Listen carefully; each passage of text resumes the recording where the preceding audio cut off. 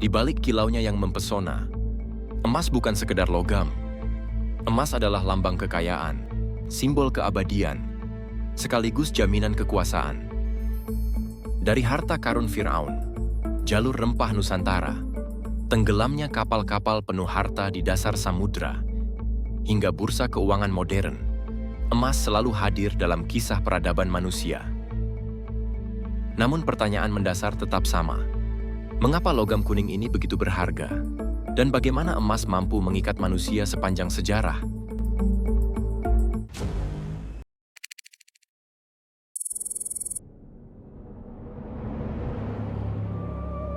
Para ilmuwan percaya, emas berasal dari peristiwa kosmik dahsyat, yaitu terjadinya tabrakan dua bintang neutron.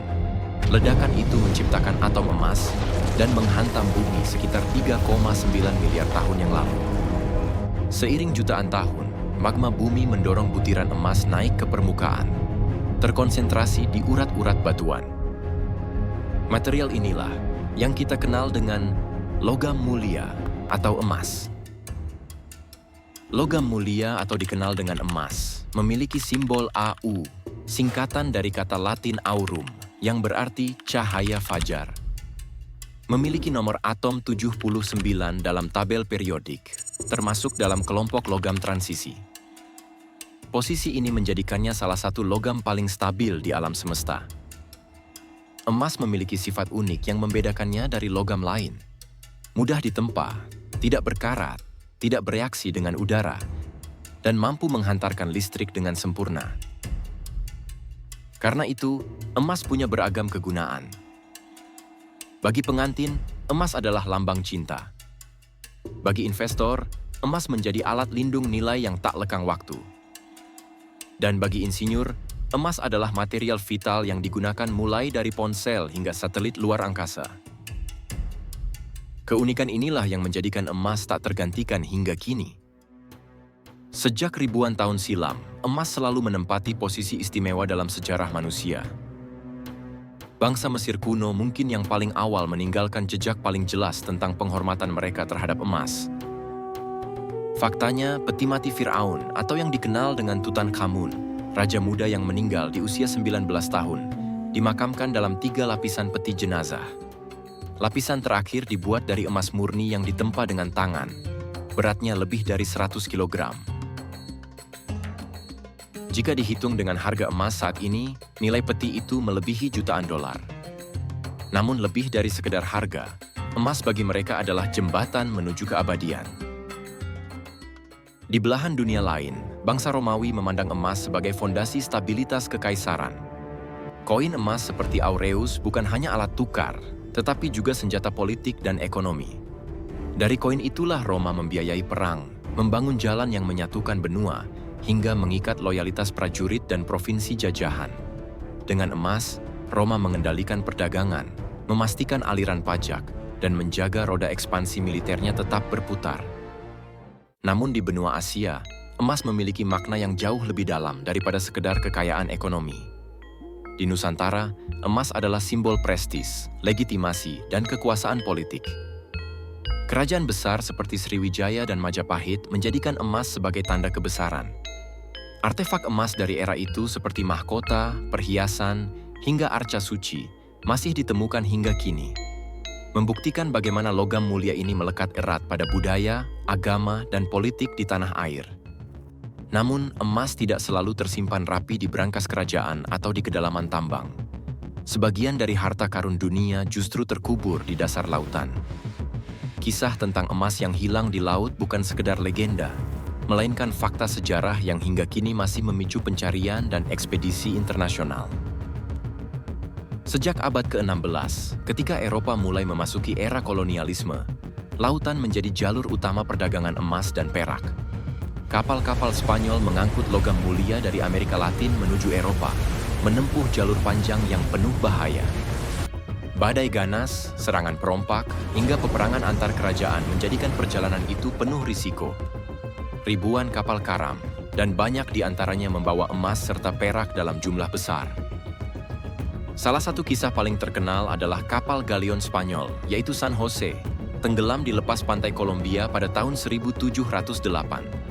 San Jose memiliki julukan Holy Grail of Shipwrecks karena diyakini membawa lebih dari 200 ton emas dan perak. Nilainya kini diperkirakan mencapai 17 miliar dolar Amerika Serikat. Selama berabad-abad, bangkai kapal itu hilang tanpa jejak. Baru pada tahun 2015, San Jose ditemukan kembali. Namun penemuannya justru memicu perebutan antara pemerintah Kolombia, para peneliti, dan perusahaan penyelam internasional. Cerita-cerita tentang emas yang hilang di lautan memperlihatkan satu hal penting. Emas selalu berpindah mengikuti arus sejarah. Berabad-abad yang lalu, emas tetap mempertahankan perannya dalam fondasi keuangan modern. Pada abad ke-20, sistem Bretton Woods menautkan nilai dolar Amerika Serikat langsung dengan emas, yaitu 100 gram emas ditetapkan bernilai 35 dolar. Aturan ini menjadikan emas jangkar seluruh sistem moneter dunia, hingga akhirnya runtuh pada tahun 1971 ketika Presiden Richard Nixon memutuskan ikatan dolar dengan emas. Sejak saat itu, harga emas bebas berfluktuasi di pasar global, menjadi komoditas sekaligus aset investasi. Kini pertambangan emas modern adalah industri bernilai miliaran dolar. Tambang Grasberg di Papua, misalnya, termasuk yang terbesar di dunia, menghasilkan ratusan ton emas setiap tahun. Namun di balik kejayaan itu, ada pula tambang rakyat yang bertahan dengan dulang bambu dan merkuri berbahaya. Kontras inilah menampilkan dua wajah pertambangan. Satu dengan teknologi raksasa yang menguasai dunia, dan satu lagi dengan tangan-tangan sederhana yang berjuang demi sesuap nasi. Diperkirakan sekitar 190.000 ton emas telah ditambang sepanjang sejarah. Jumlah yang cukup untuk membentuk kubus setinggi hanya 22 meter. Jika dibagi rata, setiap orang di bumi hanya akan mendapat sekitar 1 ons emas murni. Distribusinya pun menarik. Sekitar 50% berbentuk perhiasan, 17% dikuasai oleh bank sentral, sisanya tersimpan sebagai investasi pribadi dan dipakai di sektor teknologi. Indonesia sendiri masuk dalam 10 besar produsen emas dunia, dengan cadangan lebih dari 2.600 ton emas. Namun di balik kilaunya, emas juga meninggalkan bayangan gelap. Penambangan liar mencemari sungai dengan merkuri. Hutan-hutan gundul demi lubang tambang. Konflik sosial pun mewarnai perebutan lahan antara masyarakat, perusahaan, dan pemerintah. Cadangan emas baru kini semakin sulit ditemukan. Ahli geolog memperkirakan hanya tersisa sekitar 55.000 ton emas di kerak bumi. Dengan laju produksi sekarang, cadangan itu bisa habis dalam 2 dekade mendatang. Biaya eksplorasi yang semakin mahal dan cadangan yang makin menipis hanya akan membuat harga emas semakin tinggi dan menjadikannya lebih berharga daripada sebelumnya. Sehingga tak heran setiap tahun, bahkan setiap bulan harga emas terus melonjak tinggi. Emas adalah kisah kosmos, sejarah, dan masa depan manusia. Dari tabrakan bintang neutron miliaran tahun lalu, hingga kilauan pernikahan sederhana di desa Nusantara. Emas bukan sekedar logam, tetapi cermin bagaimana manusia melihat nilai, kekuasaan, dan harapan di balik kilaunya yang abadi.